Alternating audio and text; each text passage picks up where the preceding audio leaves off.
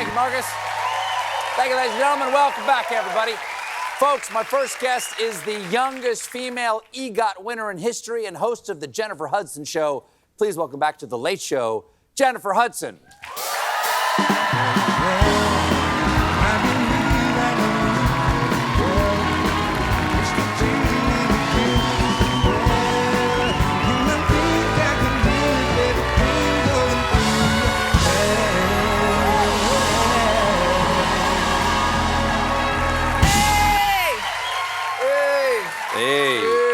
I gotta say before, I don't mention this with every guest, but those are some really good-looking shoes you got there. They got those. Can we get a shot of those shoes? They got steel toes on them. You look like you could punch a hole in drywall with those, if you had to. No, I don't want to do that. But No, but they look, just in a pinch. You like it? Thank you so much. You could fight James Bond with those on. Oh, okay. I'll be ready. Listen. Lovely to see you again. Thank you for having me. Oh, a pleasure. Mother's Day was 2 days ago. Yes. Here you are, right, Sean? Aw. With your son, David. My munchkin. He is 14 years old. Yes. 14 years old. That's my baby. Baby. Is your baby, is he taller than you at this point? Yes. I've been trying to figure out when I was last able to carry him because at this point he's carrying me. Like, yes. He wanted to be super tall, right? And taller than me. So he's now surpassed my height in a size 14 shoe. He's huge. Wow. And everyone still thinks he's a baby. And I'd be like, that man right there is my child. That's little David. Ain't nothing little about him. Does he take after you? Like, does he sing? Does he want to be a singer? He's musical, but he's at the age when he starts singing and I pull out the camera to tape him, he's like, what are you doing? So I have to sneak and do it. But let me tell you, one Mother's Day, when he was really little, we was in love with the movie Greatest Showman, and it was a song from the film that I really loved. So he decided to sneak in with my MD and record himself singing it and gave it to me as a gift. Oh. Ain't that sweet, y'all? I would play it for you. Yes. But I would get in trouble if I did that. So what I did was I took it and I made it the bell of my house. So when like you the ring doorbell? the doorbell, it's him singing. How did that go over? Not good, but anytime now, Mama, take it down. Don't do that. Well, the last time we talked, it was the first year of your talk show, the Jennifer Hudson Show. Wow. And now you're coming to the end of season 2. Yes. 4 daytime Emmy nominations. Congratulations on that. Hearing that is crazy. Yeah, that's lovely. Thank you. That's lovely. Well, you were saying at the time that you were having to get used to new lingo, like the grind of the everyday, working off of prompters like this. Yes. How is it? Have you all settled in now? Is it all natural, second nature to you now? I'm learning. I'm still learning. Okay. I'm finding, my groove because I started out singing first. So now I'm finding my balance as a talk show host. And I've learned from the energy of the audience that lifts me up and things like that. Like right now, I'm watching you and I'm learning from you and taking it all in, It's a different type of, I think it's a different type of connection, like as a host than as a singer. Because if I hit a note like, I know people gonna clap, right? Clap, right? Clap, right? But what's strange being a host is when you start talking, people be like, and I'm like, shouldn't they be clapping? But people get quiet. They want to know what you're going to say. Yeah, so it took me a while to learn that. I hear that you don't really like the cold. And for examples that I know from myself and the other talk show hosts that I know, we really like our studios really cold because it keeps the audience crisp like a stick of celery. Is that why? No, because it keeps people awake. Too warm and people get sleepy. And like cold weather, I call it comedy weather. Because if it's cold, like, you almost will laugh as like a self-defense mechanism. It's like chattering your teeth just to try to warm yourself up. How do you get around? Is your studio cold? Yes. And I can't concentrate when I'm cold. Like even now I'm like, oh my God, it's so cold in here. But what I requested is like my chair to be built with like a heating pad in it. Oh, that sounds a smart answer. Yeah. So they tried it, but then they said I couldn't have it because it was a fire hazard. So now I'm just stuck with a cup of tea. And then I wear layers and layers of clothes to keep me warm. I keep a pashmina back here for guests who get cold. Would you like a wrap or anything? You got a blanket? I got a I do. So, I have a... You do? I have a blanket back here.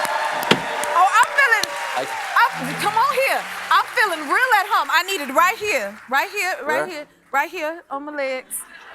I feel real at home now. Thank you so much, young man. The Lord is going to bless you in a mighty...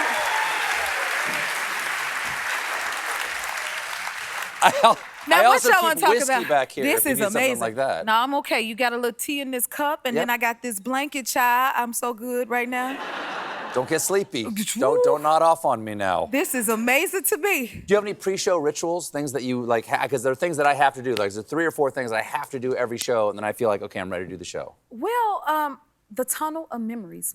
No, that's the tunnel of memories at home. But the spirit tunnel is what we have. The spirit tunnel. Yes. Is that the clip that you got here? You sent? How did this come about before we show it to the people? Well, it's like, okay, I'm all about energy and lifting people up. That's what the Happy Place represents at the show. And so, like, the staff and the crew is so amazing. It's Team JHud all day long. I feel like they be out there rehearsing. Instead of, like, writing up the next scene, they be rehearsing. They have dance moves. And even when I get ready to come out, they have, like, a cheer song, a different song every day that peps me right up before I go out on the stage. So we're about to see this cheer song, but it changes every day. Every day, Jim? even for the guests. Jim. We gonna hype you up. 1, 2, 3, JHud don't dance around because she loves her show and yes, we know what show.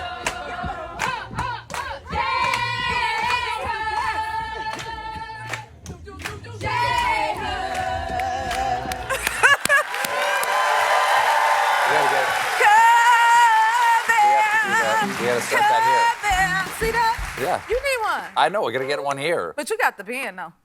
They be jamming. Okay, I'm back. They do. They be jamming. Yeah. Yes. Now, I want to go back to this moment. Wow. 20 years since you were eliminated from American Idol. There you go.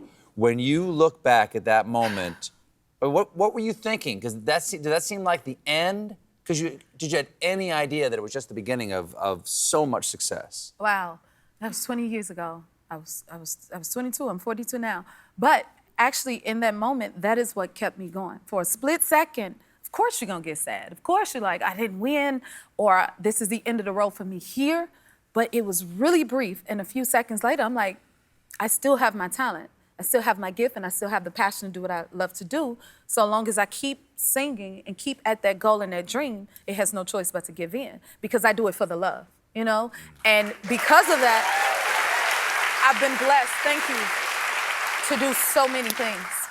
You know, one of the nice things about the kind of success that you've achieved, and I'm sure you've had a few pinch me moments, like meeting people who were heroes of yours or artists that you admired. Does anything leap out as, like the first time one of the Monty Python guys asked to meet me in an event, and he goes, Eric Idle wanted to meet me, and I thought there was a mistake. How could that be true?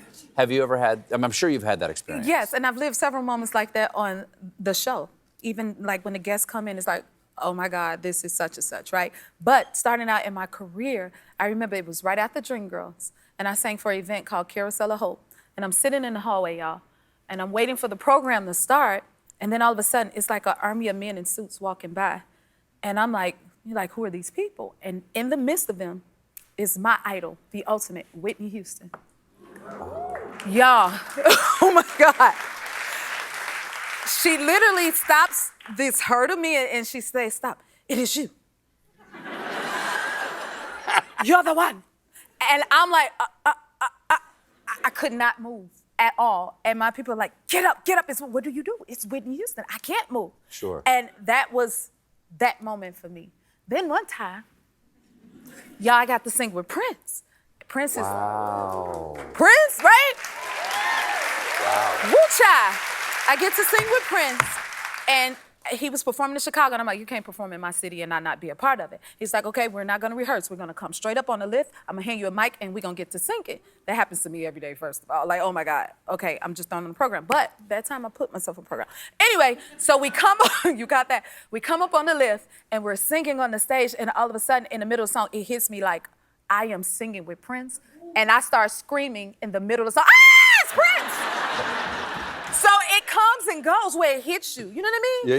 Yeah. We have to take a quick break, but please don't go away, and don't you go away. We'll be right back with more Miss Jennifer Hudson, everybody.